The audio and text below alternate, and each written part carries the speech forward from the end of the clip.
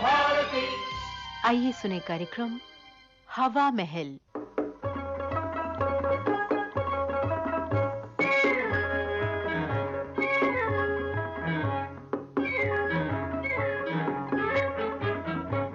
हवा महल कार्यक्रम में लीजिए सुनिए लोकेंद्र शर्मा की लिखी नाटिका शराफत, निर्देशिका अचला नागर।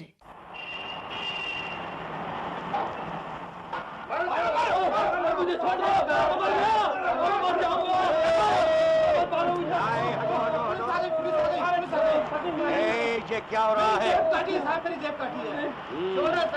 क्यों बे? बोलता क्यों नहीं? चल खड़ा हो जा।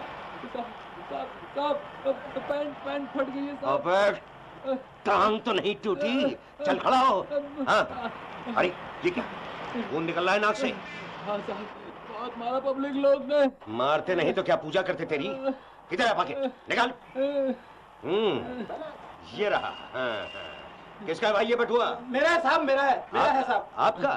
क्यों बे छोकरे, इन्हीं साहब का पाकिट मारा था? साहब पहली बार ही किया ऐसा धंधा। बकवास बंद।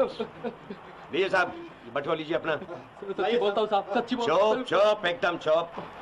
हाँ मिस्टर, बटुआ खोल कर देख लीजिए, सब ठीक है ना? ठीक ही होगा साहब, इसको बाहर निकालने का मौका ही कहाँ दिया लोगों ने। अजी वो तो मैंने देख लिया और वही पकड़ लिया कमीने को रंगे हाथों। ससुरा भागने लगा था हाथ छुड़ा के, वो तो मैंने एक दिया घुमा के। ओके ओके ओके मिस्टर, आपको पुलिस स्टेशन चलना पड़ेगा। Police station?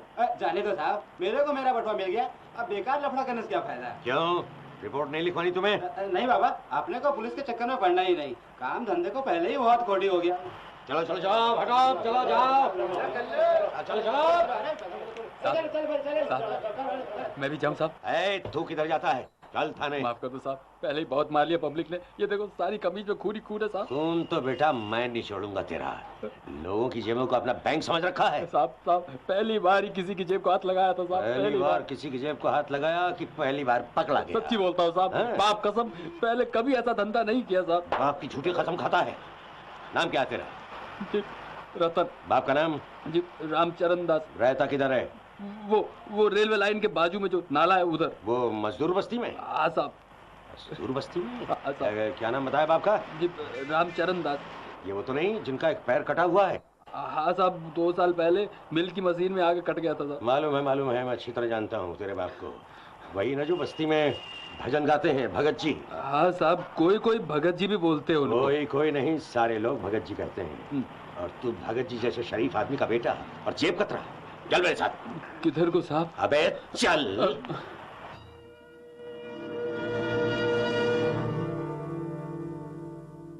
चल बैठ जाओ उधर। साहब ये तो। ले पानी पी। जी साहब। हाँ पानी पी और मुंह भी धो ले साथ में। साहब ये तो किसी का घर है क्या? किसी का नहीं, मेरा घर है। तू भगत जी का बेटा है, इसलिए तुझे थाने नहीं ले गया। हाथ मुंह धोकर पानी पी और इधर बैठ जा। अच्छा। मैं अभी आता हूँ। अच्छा साहब।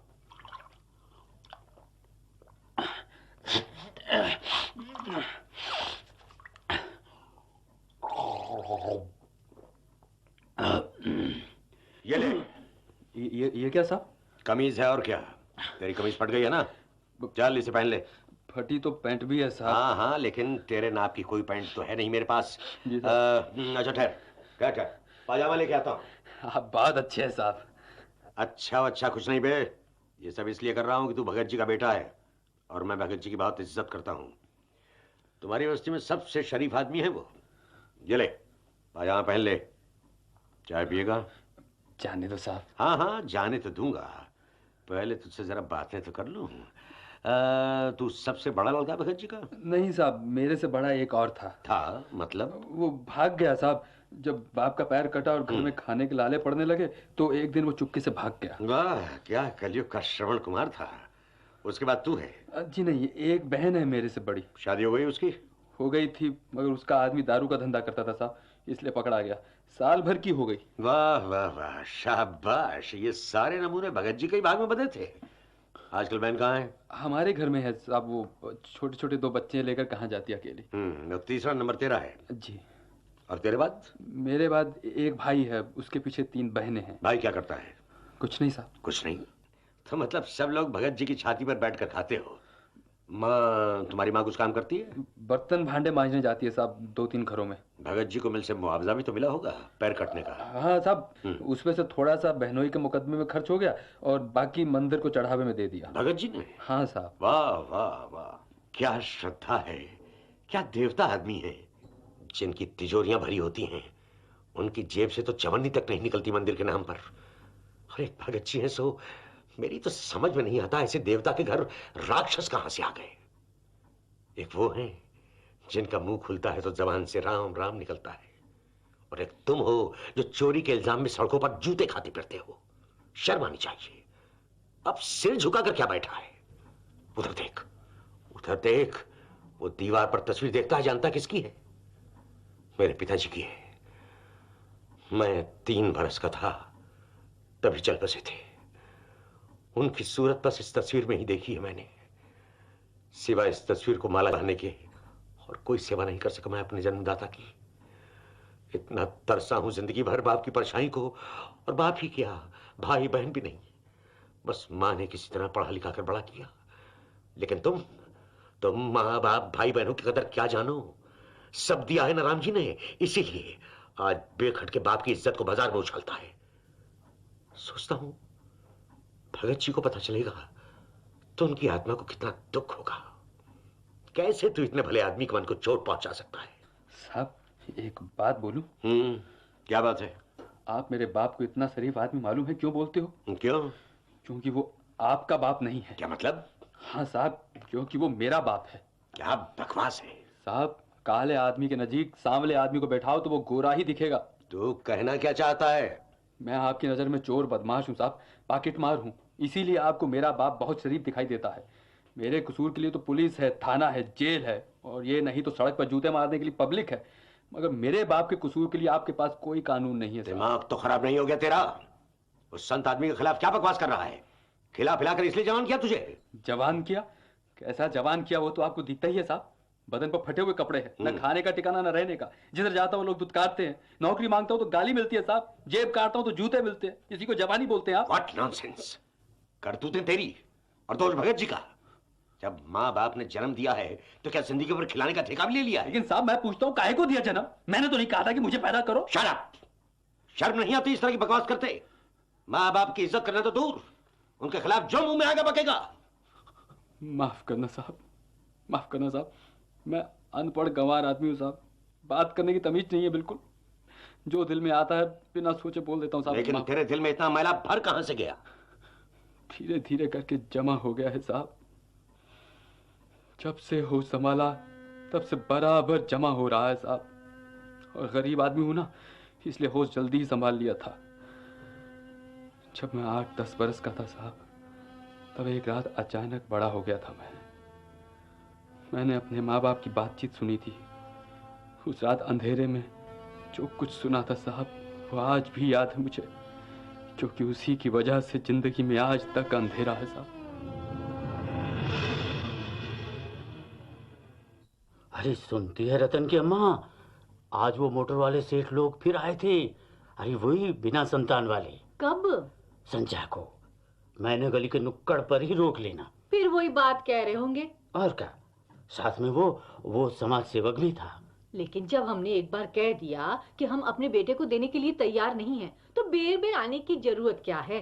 अरे कहीं दूध पूध भी बेचे जावे हैं। अरे कलयुग है ये, कलयुग। दूध का बिकना तो देख ही रही है रोजाना, पूत का बिकना मैं देखा है आज। क्या मतलब? अरे वो गिरधारीलाल नहीं है? अरे वो जो मिल के बॉयलर में काम कर रहे हैं। हाँ हाँ, वही जो राशन की दुकान के ऊपर रहवे है। हाँ हाँ वही। अच्छा, क्या हुआ उसको? अरे मती भ्रष्ट हो गई है उसकी, और का बेटे को बेच दिया है उसने। मतलब वो मोटर वाले सेठ उसका लड़का ले गए? और का, इतने दिनों तक अपने रतन के पीछे पड़े रहे। अब कोई पूछे भाई तुम्हारे बाल बच्चा नहीं हुआ तो हम क्या करें? पर हमारे ना करने से कहा समाज सुधारक ने गिरधारीलाल का लड़का दिलवा दिया उनको। श्री राम श्री राम।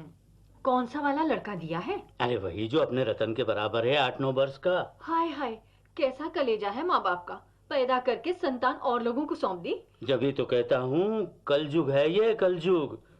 माँ बाप लड़का औरों को सौंप कर कह रहे हैं इसी में लड़के की भलाई है। सुख चैन से रहेगा, अच्छा खाएगा, अच्छा पहनेगा, खूब पढ़ेगा और जिंदगी बन जाएगी उसकी। मतबल लड़के की जिंदगानी ही सब कुछ हो गई, माँ बाप का फर्ज तो कुछ हुआ ही नहीं। अरे उनसे पूछो तो यही फर्ज है जो उन्होंने किया है। और तो और, जो कल को लड़का वापस असली माँ बाप के पास लौट आया तो ऐसा थोड़े ही होता है, पक्की कानूनी कार्रवाई हुई है।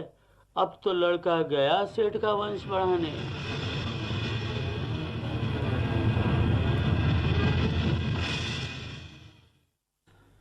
सेठ का वंश बढ़ाने मैं भी जा सकता था साहब, मगर कोई पूछे आज 12-15 बरस बाद मैं क्या हूं? एक चोर। मैं क्यों हूं? क्यों? आधा भूखा हूं, आधा नंगा हूं, अनपढ़ हूं। और जब ये सवाल अपने बाप से करता हूं कि क्यों पैदा किया मुझे, तो बताओ कौन सा पाप करता हूं साहब? साहब आप तो बहुत भारी पढ़े लिखे समझदार सरकारी अफसर हैं, आप ही बताइए किसका बाप शरीफ है, मेरा या उस लड़के का जो आज सेठ का लड़का बनकर ठाट से मोटर में घूमता है? उसके बाप ने उसे जिंदगी दी और मेरे बाप ने क्या दिया मुझे? कहां धकेला मुझे? सड़क पर लोगों के जूते खाने के लिए। मेरा बड़ा भाई घर से भागता नहीं तो और क्या करता? अभी तो देखना साहब, मुझको एक दिन जेल हो जाएगी, छोटी बहनें बड़ी होकर इस उसके साथ भाग जाएंगी। अभी तो बाप की सिर्फ टांग ही कटी है साहब, एक दिन नाक भी कटेगी। अब शायद उस दिन भी मेरे बाप को शरीफ आदमी कहेंगे साहब, मगर मैं कभी नहीं कहूंगा, क्योंकि शराफत बच्चे पैदा करने में नहीं है साहब, बच्चों की परवरिश करने में है, परवरिश करने में।